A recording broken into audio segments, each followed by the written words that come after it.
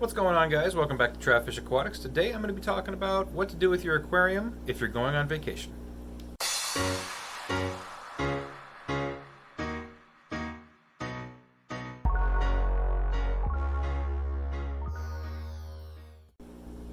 Alright, so a very common topic among fish keepers, especially new fish keepers, is what do I do with my aquarium if I'm going to go on vacation and I'm not going to be around for a couple days, a week or two, and I don't have anybody to watch my fish, or I have somebody to watch my fish, but they're not a fish keeper.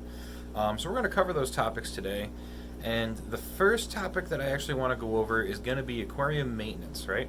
So before you leave, you're going to want to make sure that your tank is in balance and everything's good, which means you're going to want to do your water changes and any cleaning and stuff like that before you leave, right?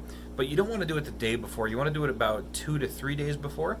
That way, if you have any ammonia spikes or if a tank crashes or something like that, you still have time to fix it before you're not here, right? So do your water changes a couple days in advance, make sure everything's okay. Usually nothing's going to happen, but you always have that one time where you do a water change the day before you go on vacation, you come back, there was an ammonia spike and everything died, and it's super unfortunate, but it does happen. So that's why I suggest doing everything a couple days in advance. That way you have time to work with anything before issues arise. Alright, so the next topic that I want to talk about is feeding, right? So what do you do with your aquarium when you're going away and you're not here to feed?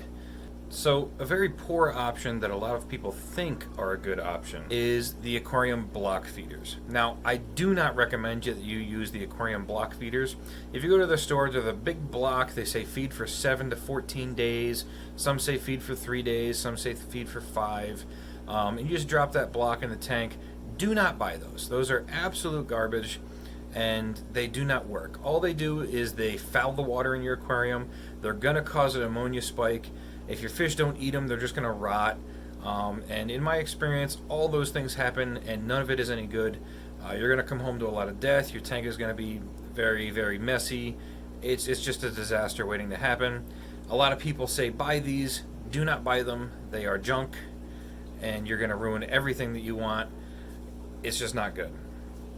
If you do want to feed your aquarium while you are gone, I highly recommend buying an auto feeder, right?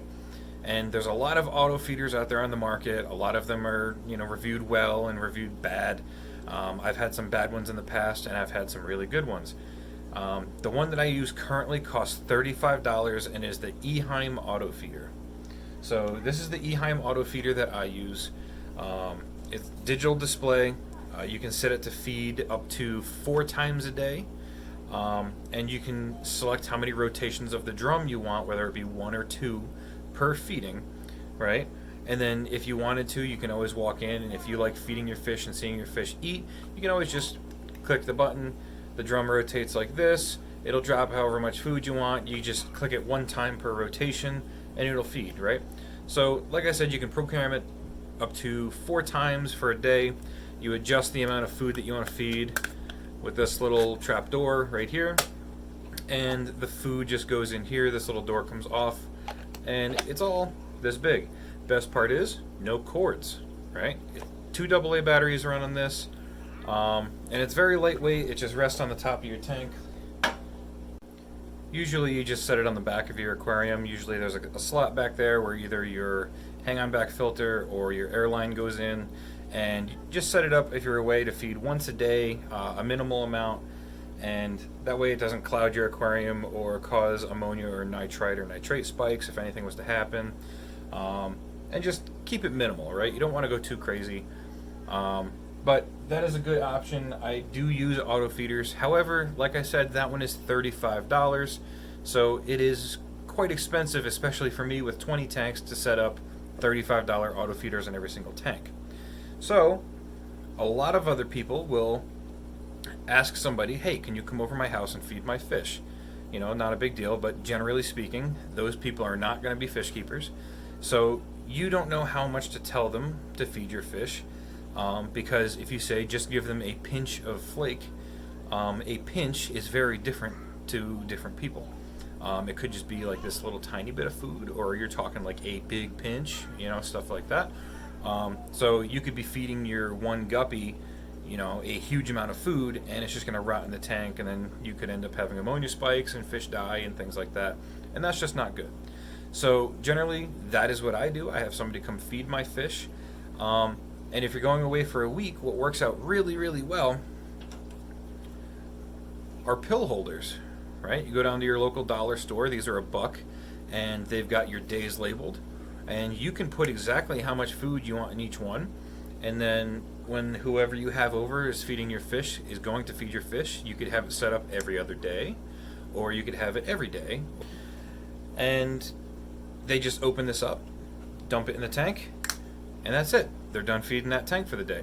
So I have one of these for every single one of my tanks. I put in the amount of food that I want fed, and whoever comes around the tank says, okay, today's Monday, open up Monday, dump it in the tank, feed all the tanks, and then they can go. You know, it's very easy on them because they don't have to judge and worry about injuring your fish, and you know, you don't have to worry because you are technically feeding your fish yourself because you have decided how much food they're getting anyway. Now, the third option as far as feeding is don't feed at all.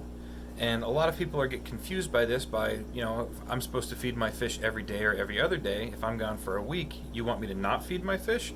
You know, they're going to starve to death, aren't they? And the answer is no, actually, they're not. Their metabolisms, if they're not eating, are going to slow, and they're just not going to be as hungry. So, not feeding the fish isn't really that bad of a thing. In the wild, fish do not eat every single day. They don't get every single meal as if we were to feed them. So they go longer periods of time without eating. So in the aquarium, it doesn't necessarily have to be any different, but we just choose to feed them every day. Feeding every day provides better growth, better nutrition for them, but it doesn't have to happen. So you can get away with not feeding your fish for up to a week or two, right? Pushing 2 weeks is going to be a little bit, you might see some like skinniness getting on your fish or stuff like that, but you know, a week is no problem. You can go ahead and not feed your fish for a week and nothing will happen. So generally speaking, those are kind of the topics that I wanted to talk about. You know, do your maintenance and figure out how you're going to feed your fish, whether it's going to be an auto feeder, a pill holder, which this is my go-to, or just don't feed. You know, it's not that big of a deal. So that's pretty much it for this video, guys. Thank you for watching Try Fish Aquatics, and I will see you guys in the next video.